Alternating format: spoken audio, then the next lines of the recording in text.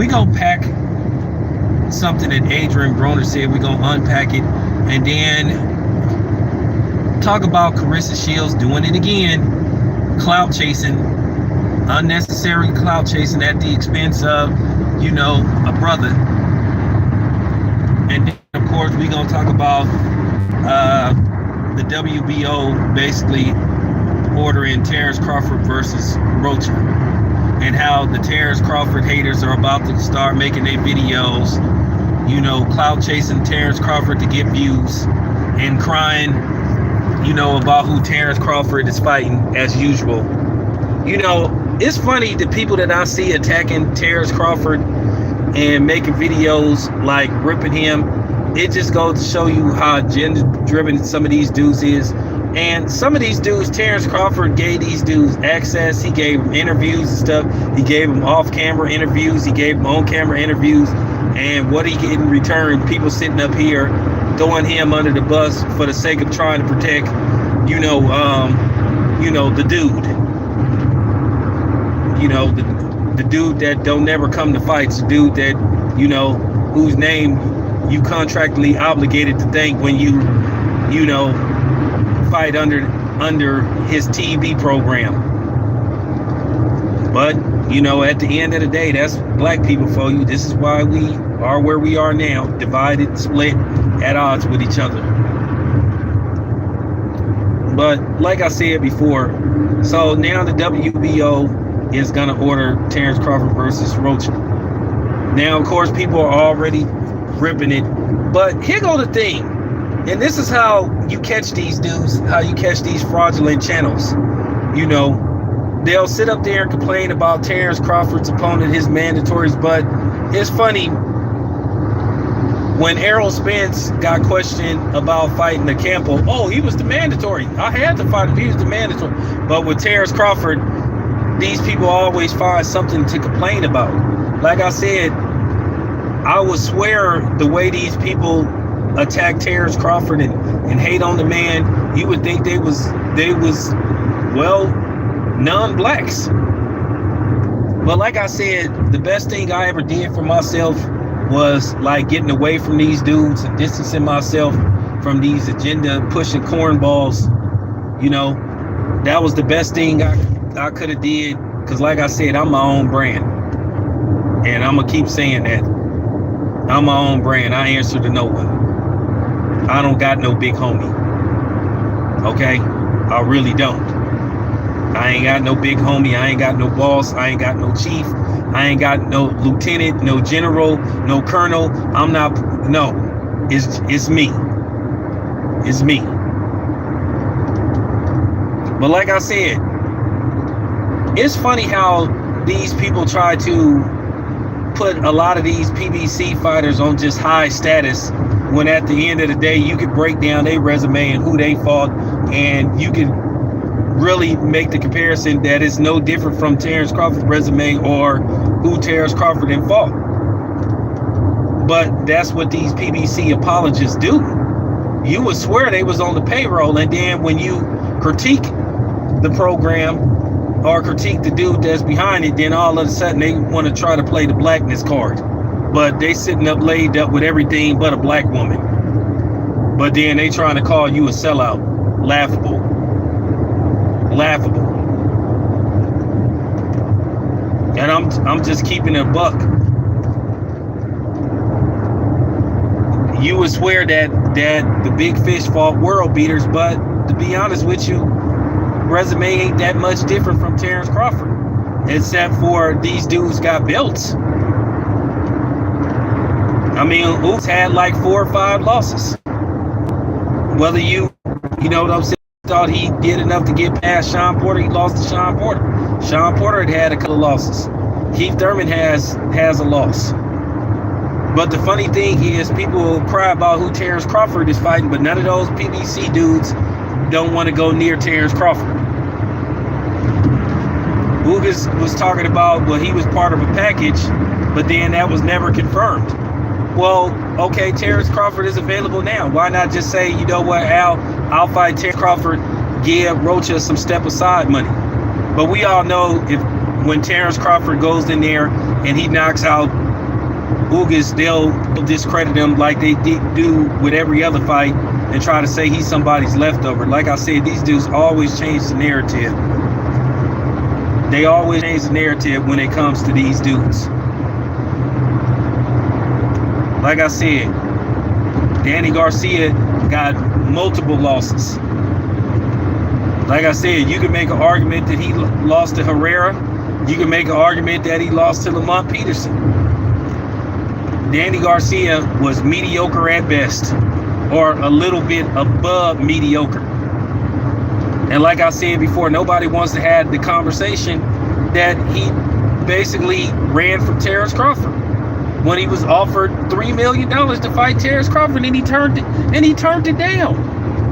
The man turned down $3 million and took 1.2 to fight Adrian Broner. That's all you need to know. That's all you need to know.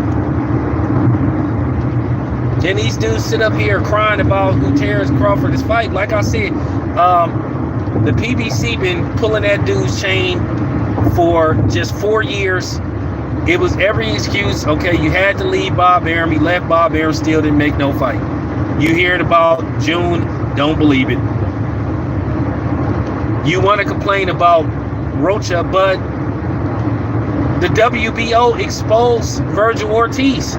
They exposed him, and the man that run the WBO is he non-black, he like Hispanic or something. He outed another Hispanic dude, saying that, hey, we offered him the fight, and he didn't take it. And at the time, Danny Garcia was the WBO mandatory. They made Danny Garcia the mandatory, and he didn't want it, and he didn't take it. He didn't exercise his right to fight Terence Crawford. After all the stuff his daddy talked, calling Terence Crawford a nappy head and all that kind of stuff, which y'all gave Danny Garcia's daddy a complete pass for. But then you guys are crying about what's supposed to come out of Bomac's mouth. Like I said, I like exposing you cornballs. Danny Garcia was the mandatory, and he didn't exercise his right to get the fight with Terence Crawford. Where Sean Porter did. Shout out to Sean Porter. So I don't want to hear this stuff. Like I said, if Ugas believed he could beat Terence Crawford in the pros and not the amateurs, well, why not publicly call Terence Crawford out? Oh yeah, because you can't. You can't. Because you don't make your own decisions. So like I said, I don't want to hear this stuff. Like I say, that's the only thing y'all dudes do is sit up here and cry about who Terence Crawford, but you won't tell, but none of them PBC cats won't go near him. Why won't you guys explain to me why Danny Garcia turned down $3 million to fight, and the WBO made him the mandatory, and he didn't want to be the mandatory. He didn't want to take the fight. So stop it. But now you crying about who about to be the mandatory now. This is what you clowns do. And that's why I don't know why you keep listening to the least attorney and dudes like that, man, who sit up there and just tell lies. And don't know what they talking about.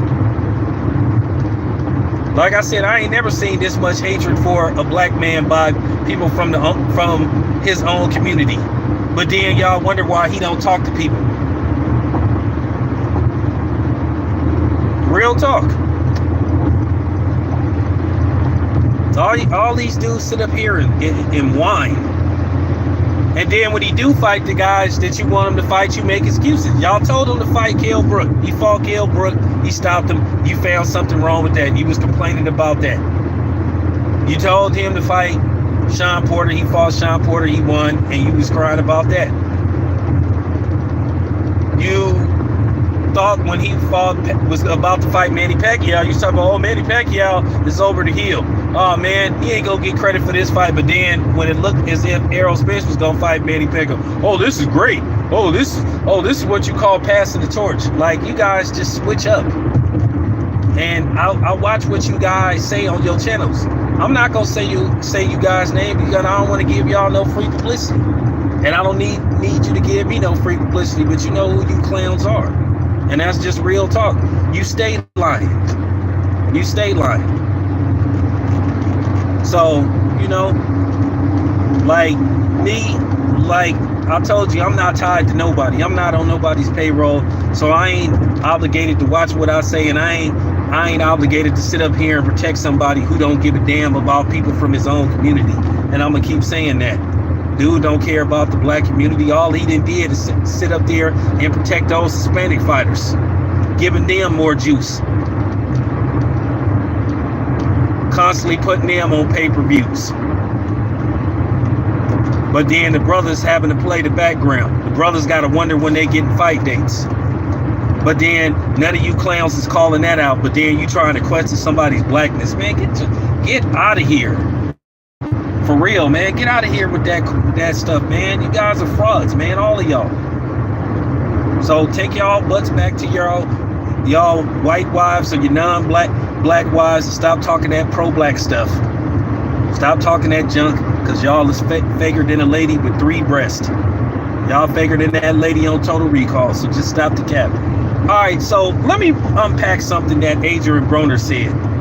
Once again, I say what people are afraid to say, man. I'm not worried about no backlash. I'm not worried about getting blackballed by the PBC. I already been blackballed by the PBC. That's just real talk.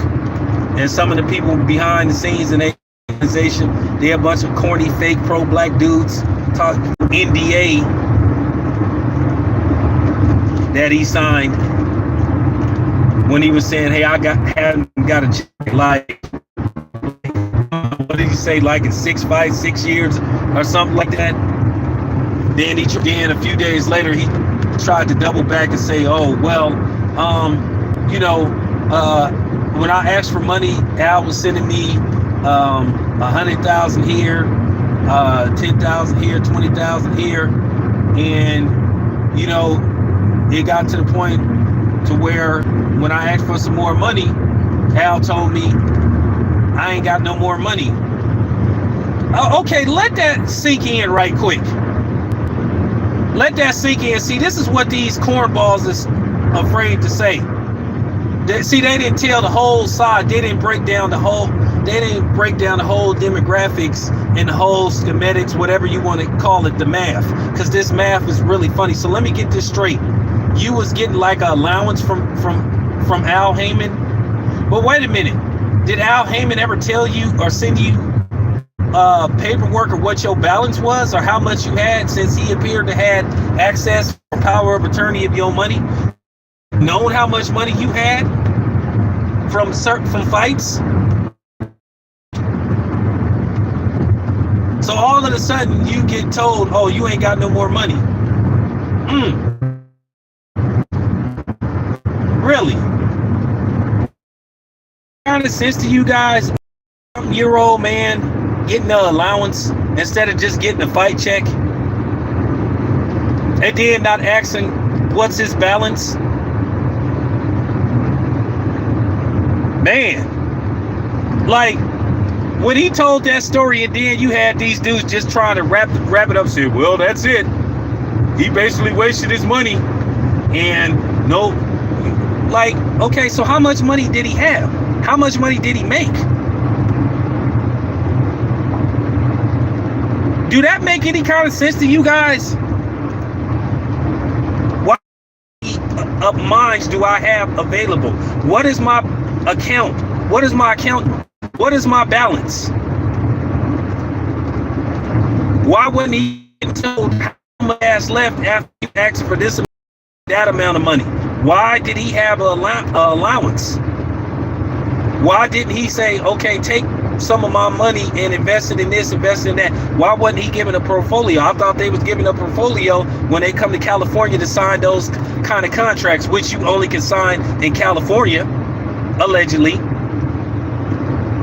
See, I told you I'm different from these dudes, man. I told you, man, I ain't on nobody's payroll, man. Why ain't nobody asking that question? Like, hey, bro, like, what's up? Can I see that? Once again, here we go with the books. Shouldn't I be able to see the books? That sounds like some power of attorney stuff. Why does he have an allowance? Why is he not getting regular checks? This straight sound like some record label stuff. Oh, well, you know, you unrecouped this and you borrowed this. We took this from, you know, you unrecouped for the first album, so you borrowed 100,000. We took 100,000 off the top for the second album. So this is what you got.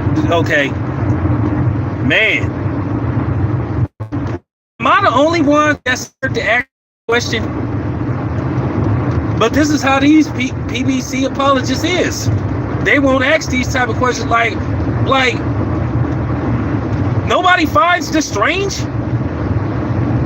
Nobody don't find, y'all don't find nothing wrong with this? A grown 30-something-year-old man that don't have access to his own money? But I thought he protect them and protect their money and invest their money so they don't have these type of problems.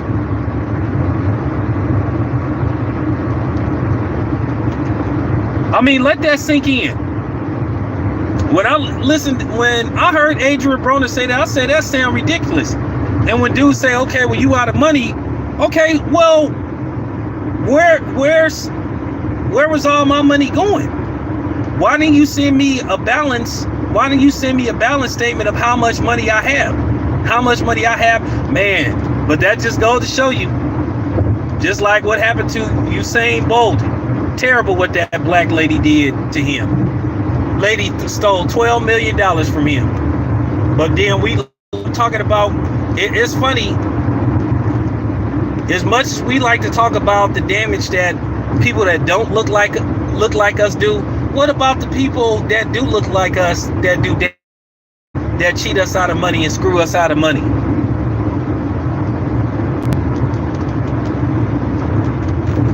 Adrian Broner didn't think to be like, okay, I want to see how much money I made off this fight, off that fight, how much money I have available. What's my balance? He should have been asking for account balance every time he received money. So you just was getting wired money and you wasn't asking how much money you got available? And you trusted that. And Adrian Broner trusted that. Okay.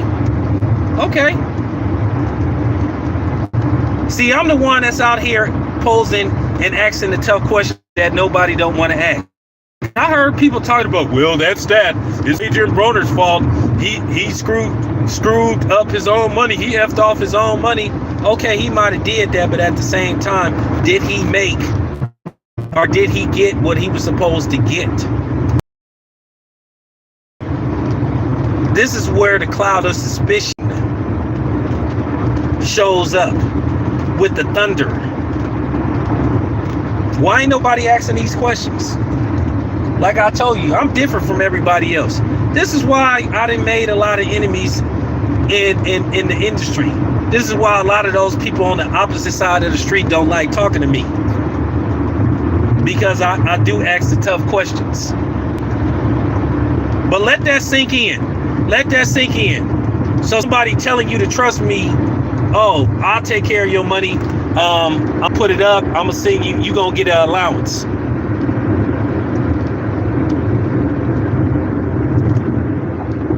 So this kind of coincides what Terence Crawford was saying about, well, open up the books.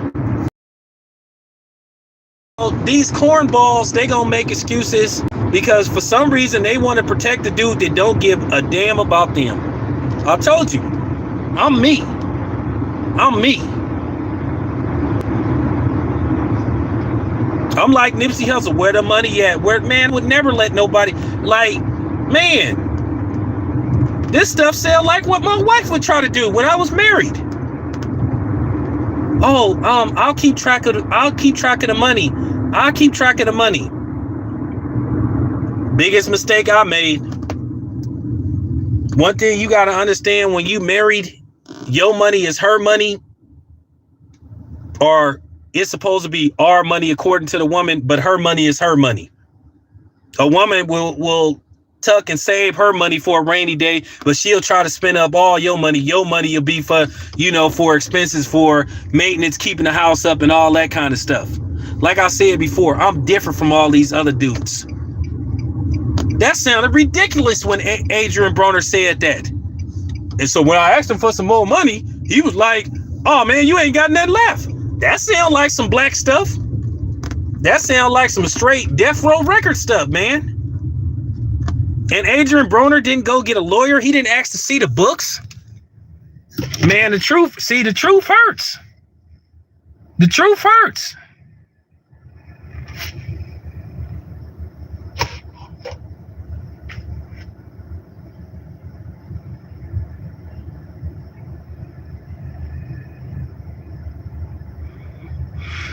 Terence Crawford is every bit right for wanting to see the books. But Adrian Broner just kind of confirmed that something ain't right. I'm not letting no man give me no allowance. Give me my damn check. Fighters get their check either fight day or Monday. And you cannot tell me different. You cannot tell me different. See, you listen to these dudes, like I said, you listen to the least attorney, you listen to these other dudes that don't cover no fights, that don't go behind the scenes. Once again, I'm going to the gyms. I'm going to the gyms. I'm going to these dudes' houses. I'm going to the fights. Listen, the best interviews you get, sometimes you don't even put on camera. You don't even make a video. And when I heard Adrian Broner say, well, when he had to retract what he said, that's always questionable. He'll say one thing, then next thing you know, he has to retract, or he has to walk it back a little bit. And that seems to happen with everybody. I found that very peculiar when I heard him saying, well, let me reiterate. Well, what I meant was, when I hadn't seen the check in like 6 years or whatever the case may be, what I meant was, dude, when I asked for 100,000 here, he sent it to me 100,000 there too. And when it got to, $200 and this and that, and I said, okay, I need this. And then dude said, oh, you ain't got no more money left. Once again, why wasn't he checking his balance? Why wasn't he saying, hey, I need a balance. I need paperwork. I need you to send me what my balance is. How much money are you holding for me? How much money are you investing? Okay, so like I said, that sounds strange. Adrian Broner is a grown man. When is somebody gonna start asking these questions? Why is people so scared to ask these questions? And I wish a lot of these dudes, and I don't want to say their names, but you know who they is. I wish they would take their head out of dudes' butt.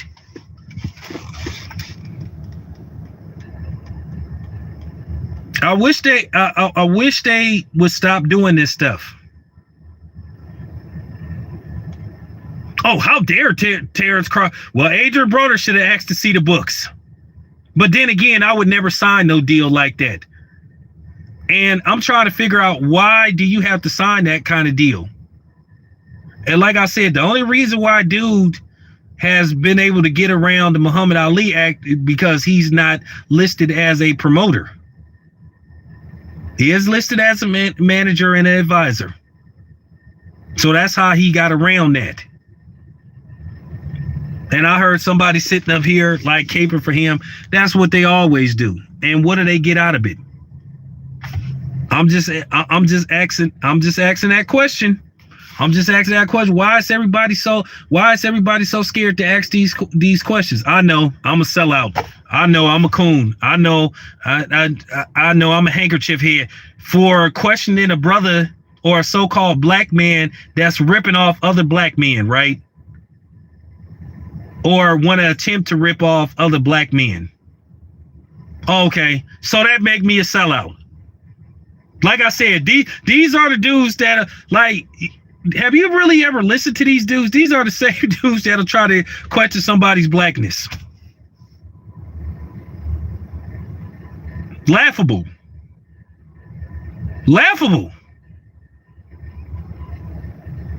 Like Nipsey Hussle said in his song, where the money at? Where the money at?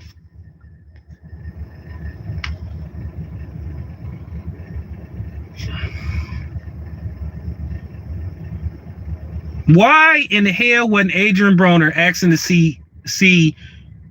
Well, I need to see the books. I need to see the books, how much money I made, how much you profited off me in this pay-per-view, this fight, that fight. So I need to see how much am I supposed to get. Okay, I signed the power of attorney. I signed this and that. Okay, I still need to see my balance, what I have available. Where's my money going? Don't this sound familiar? Sound like the same stuff that Don King did to Mike Tyson? Sound like the same stuff? Sound like the same stuff? Shout out to Lion Killer.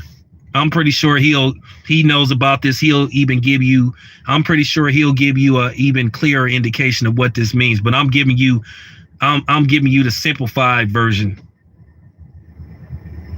Like I said, one thing I do know a little bit about contracts, because like I said, I'm in the Teamsters Union. I know how contracts work. Okay, I know how it works. I know how power of attorneys work.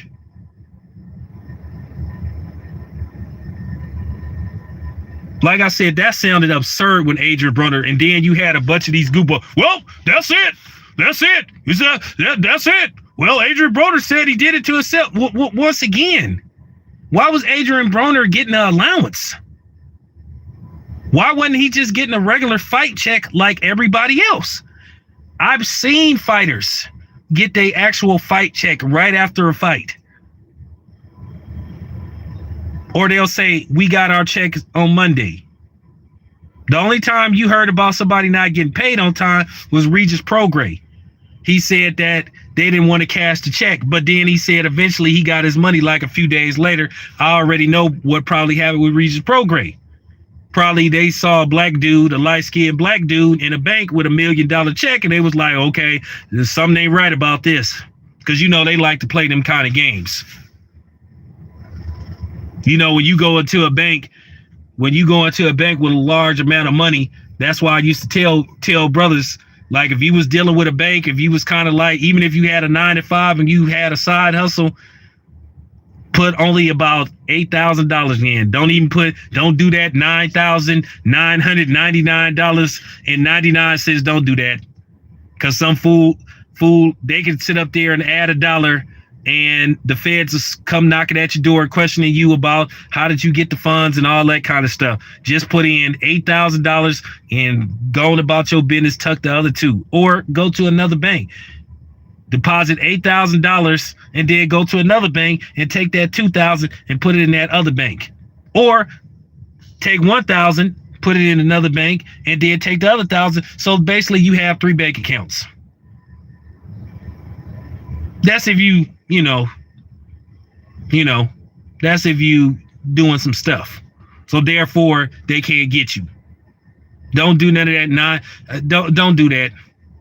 I know they say anything over $10,000, they come questioning you about the funds and where they came from. No, that's not true. I put $9,999.99 in there. Watch what happened. Don't do that.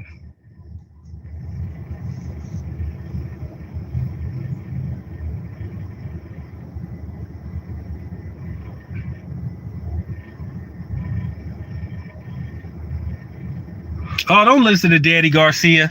But that's what dude do. He been talking them out of not taking those kind of fights. Look, let me explain something. I'm gonna say this, and I know people gonna be mad.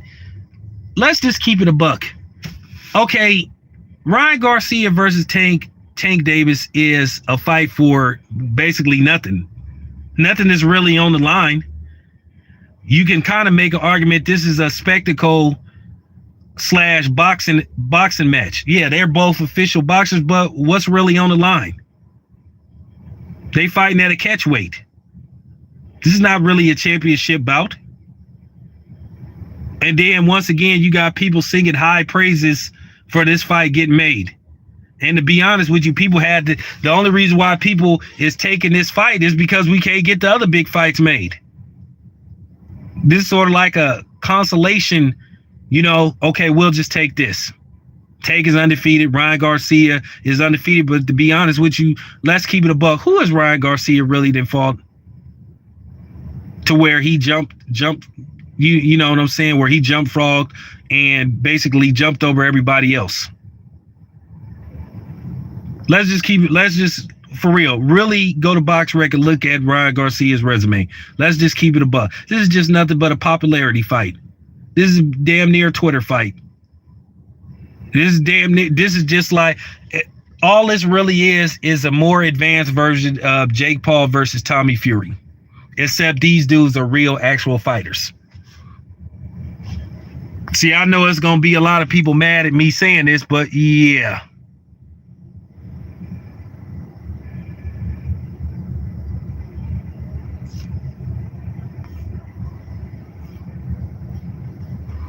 So I'm just keeping it a buck.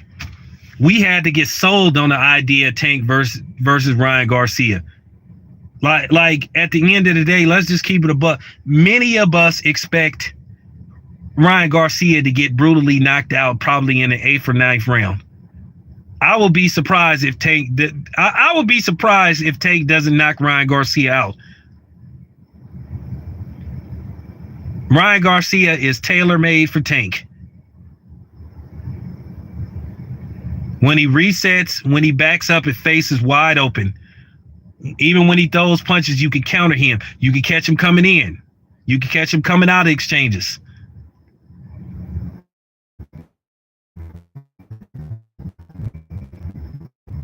I don't think he's that strong of a fighter. He got quick hands, but at the end of the day, quick. I just think he'll 7th or 8th round. Because he's gonna come to and he gonna the end of the fight. Now, let me move on to the next subject before I end this stream.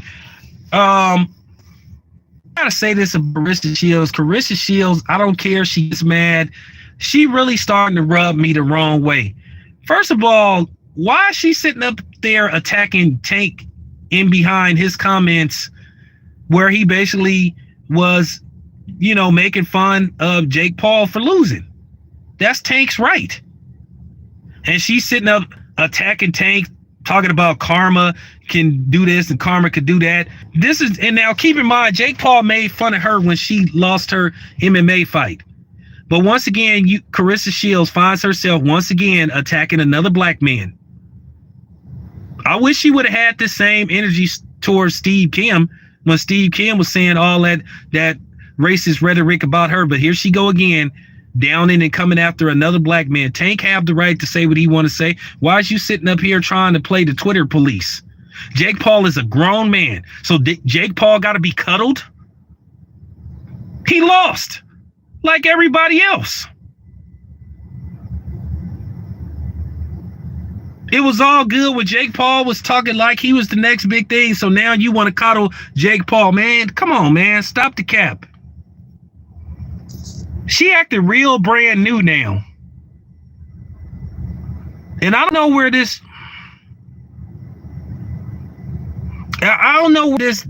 stuff is coming from that she doing, but it's really tacky. And I'm just gonna say it. I'm not worried about Claressa Shields listening to this podcast. I'm not worried about that. I'm not worried about her listening to this stream and getting an attitude and rolling her eyes at me when she see me. Ask me, do I care? Because I don't. So now we got to watch what we say about Jake Paul because he lost. Also, we got to cuddle him. So he got to be babied. And then she sitting up tweeting Tay talking about, oh, I know secrets. Like, what kind of secrets? That was weird. What? You gonna tell on Tank? What? Now, for those who don't know, you can look this up. I guess she was making a reference to Tank's, so-called issues. Now, keep in mind, Jake Paul was accused of domestic violence a few years ago. I guess people forgot about that. This is what I'm saying. This is our people. This is our people. This is our black men and women. So you want to sit up here and talk about Tank and his issues, but wait a minute. Didn't your brother sucker punch a 60-year-old man from behind and run out of there? But you trying to talk about Tank, but then you trying to tell Tank how to respond and what to say on his Twitter. He can say whatever he want. Tank is a 28-year-old man, so now you trying to play the Twitter cop? Now you trying to play like, man, see, this is what I'm saying. I know Claressa Shields like to hear herself speak, but sometimes, man, like, come on. And this is what I'm saying. She gonna alienate her biggest supporters, which is men, primarily black men, talking all this misogynist stuff. She just acting real brand new. So Tank, like I said, Tank ain't allowed to critique Jake Paul. He lost. He don't need to be cuddled. What you want to cuddle him for? This man talked about you, made fun of you, made fun of you losing. Oh, I'm going to take the high road. Well, why you don't take the high road with Tank? How you going to tell that man what to say? But this is what I'm saying. And this is a serious problem in our community with black women trying to emasculate black men. But you want to sit up there and cuddle a white boy, a culture vulture. And I'm just gonna say this. Jake Paul, he's as good as he can get. This is it. The average C-level fighter would beat him. And once again, he really ain't fighting at cruiserweight, or he fighting at these catchweight fights. Go up to cruiserweight for real. Fight at 190 or go down to 175. You 6'1", but we already know that ain't gonna happen because we know what happens if Jake Paul goes down to 175 and he get in the ring with the likes of Arthur Beterbiev or Bivol or somebody like that, Joe Smith Jr. They will annihilate Jake Paul. To be honest with you, let's just keep it a buck. Jake Paul hasn't improved in none of his fight. He fights the same way, mechanical, terrible punch placement. Loads up. You can see Jake Paul just coming a mile away. And what I'm saying is the average skilled fighter would beat the hell out of him.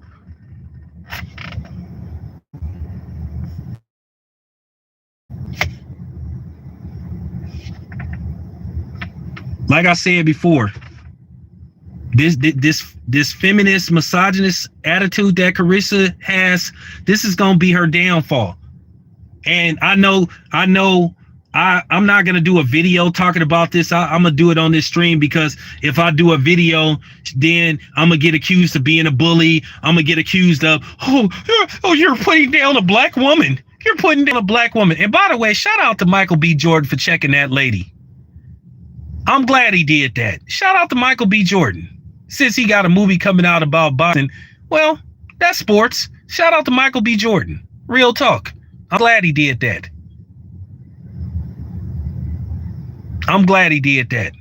I will be going to see Creed 3 this Friday or Saturday. Definitely going to see that. But yeah, this needs to be said about Claressa Shields because I wish she would stop doing this stuff. She loved to attack black men. And I don't know where this is coming from. Whoever she talking to, I don't know if she talking to some. Don't sit up there and try to clout chase. Don't sit up there and try to boost your stature by tearing down black men. The very people that supported you. Like I said, no women don't be coming to your fights. No women don't be hard. I ain't talking about Michelle Phelps. I'm talking about the people like Kerry Champion, Jamel Hill. They don't be coming. They don't be covering you. They don't be checking for you, but you constantly sitting up attacking black men. You said you wanted to fight Keith Thurman. Stop it. Now you sitting up, putting on your cape for Jake Paul. A dude that made fun of you when you lost. But I'm going to take the high road. Well, why can't you take the high road with Tank? How you going to sit up there and try to talk about Tank and the issues he had outside of boxing, but somebody from your entourage sucker punched an old man and sucker punched him from behind? Like I said, people be having a nerve.